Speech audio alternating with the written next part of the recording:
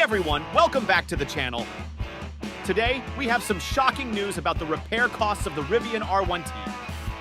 Can you believe that this seemingly minor accident resulted in a repair bill of $21,000? That's right, $21,000! And what's even more surprising is the breakdown of the e-repair bill. The bill shows over 94 hours of labor, with parts costing over $4,500.